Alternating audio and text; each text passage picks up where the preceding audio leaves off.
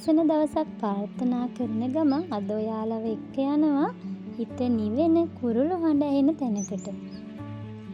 ඇහෙනවද බලන්න ඔයාලටත් ඒ සද්දේ?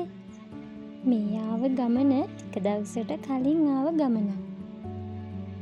ඔයාලා දන්නවනේ මම මගේ මතක පොතට එකතු කරගන්න දේවල් තමයි ඔයාලත් එක්කත් බෙදාගන්නේ.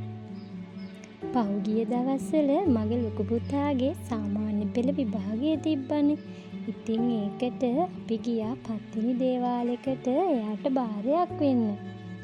මේ පත්තිනි දේවාලයේ තියෙන්නේ කුඹුරු යායක් මැද්දේ. මල් පහන් පූජා කරලා පත්තිනි මෑණියන්ගේ ආශිර්වාදය ලබාගෙන අපි ගියා තවත් ඒ වගේම තැනකට. ගිහින් බලමුකෝ ඒ කොහෙද කියලා.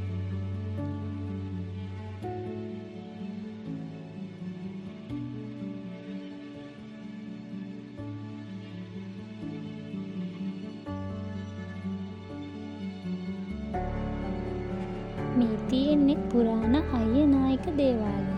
මේ දේවාලෙට සුබ වැඩක් කරන්න යනකොට, වාහනයක් ගන්නකොට, ඒ වගේම අස්වනු නෙලලා ඒ ගන්න මුල්ම කොටසෙන් කිරි උතුරනවා, පාරහාර වෙනවා, පූජා පවත්වනවා.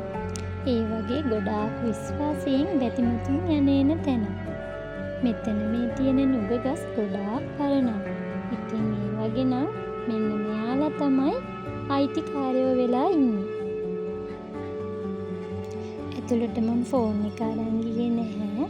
පුතාට බාරයක් වෙලා මෙයාලගේ කෝලන් දිහා ටිකක් වෙලා බලාගෙන හිටියා.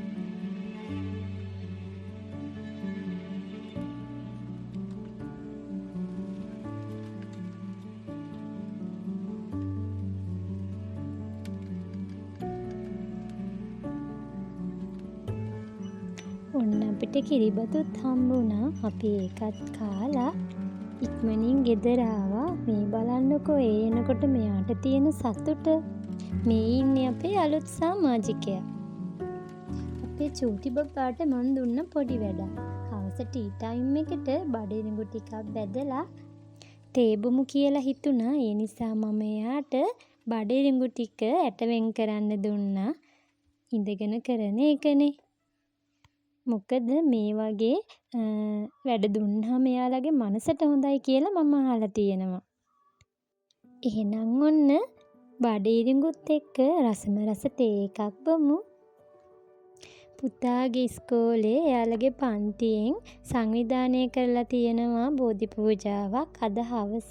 ඉතින් ඒකට සහභාගී වෙන්න ඕනේ. ඒ වගේම අද පුංචි උපන්දින පාටියකුත් තියෙනවා. ඉතින් ඒකට සම්බන්ධ වෙන්නත් ඕනේ. ඉතින් බලන්නකෝ හැම දෙයකටම සහභාගී වෙලා දවස මැනේජ් කරගත්ත විදිහ. ඔන්න ඉතින් අපි බෝධි පූජාවට ආවා. දෙමව්පියෝ වගේම දරුවනුත් ගොඩාක් උනන්දුවෙන් මේ බෝධි පූජාවට සහභාගී වුණා. අපේ ගේ ළඟම තිබ්බ පන්සලේ තමයි බෝධි පූජාව තිබ්බේ. ලොකු හාමුදුරුවෝ එයාලට ආශිර්වාද කළා එයාලගේ ජයග්‍රහණය වෙත යන්න.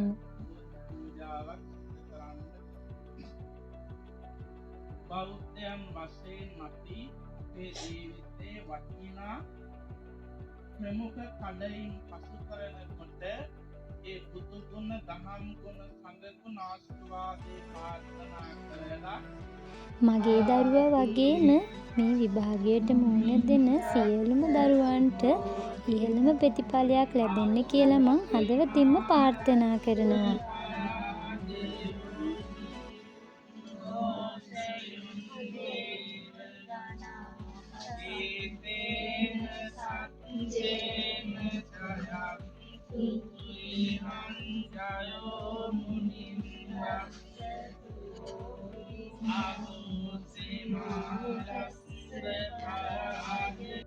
මේ තියෙන්නේ මං අර කිව්ව පුංචි උපන්දින පාටිය. මේ ඉන්නේ අපේ පුංචි. එයා දන්නෙත් නෑ එයාගේ පොඩි පුතා බැඳලා ඉන්න ලේලි තමයි මෙයාව සර්ප්‍රයිස් කරන්න මේ කේක් එක අරගෙන ආවේ. ඉතින් එයාගේ මුණුබුරු මිනිබිරියෝ වටේට එකතු වෙලා එයාගේ උපන්දින කේක් එක තමයි මේ කපන්නේ. මම හිතන විදිහට නම් දෙමව්පියෙකුට දෙන්න පුළුවන් ලොකුම තෑග්ගක් තමයි මේක එයාලව සතුටු කරන එක. ඇත්තටම මේ කේක් එකේ නෙමේ වටිනාකම තියෙන්නේ. දරුවන්ට ඒ වගේ විශේෂ දවසක් මතක තියෙන එක තමයි එයාලට තියෙන එකම සතුට.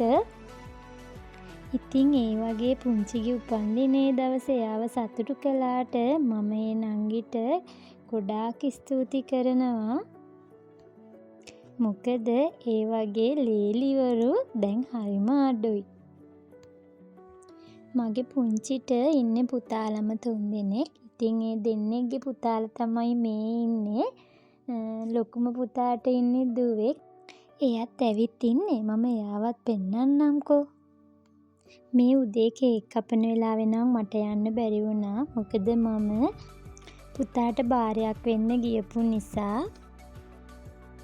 ඉතින් එයා ගත වීඩියෝ ක්ලිප් එක මට එවලා තිබුණා.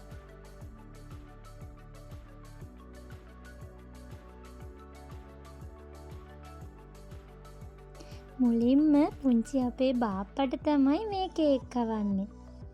මේ ඉන්නේ එයාගේ ලොකු පුතාගේ මිනිබිරි. මේ ඉන්නේ එයාගේ නෑනා, ඒ කියන්නේ එයාගේ චූටි මල්ලි බැඳලා ඉන්න එක්කෙනා. මේ කේක් කවන්න එයාගේ පොඩිම පුතාට. ඉතින් එයා තමයි මේක වීඩියෝ කරන්නෙත්.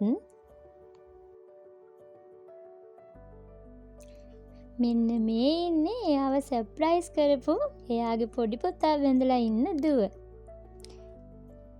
මෙන්න මේ ඉන්නේ හැම දෙයකටම එයාට ළඟින් ඉන්න එයාගේ අසල්වැසි යාළුවා. ඉතින් ඔන්නෝම තමයි පුංචිගේ උපන්දිනේ සර්ප්‍රයිස් කේක් එක හැමෝම අතර ෂෙයා වුණේ. අපිට යන්න පුළුවන් වුණේ රෑ වෙලානේ.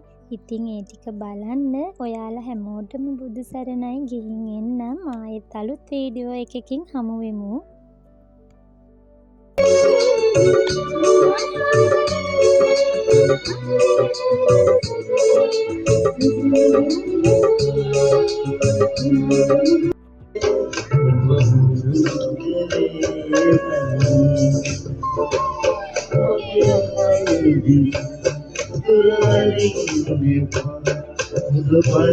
Mama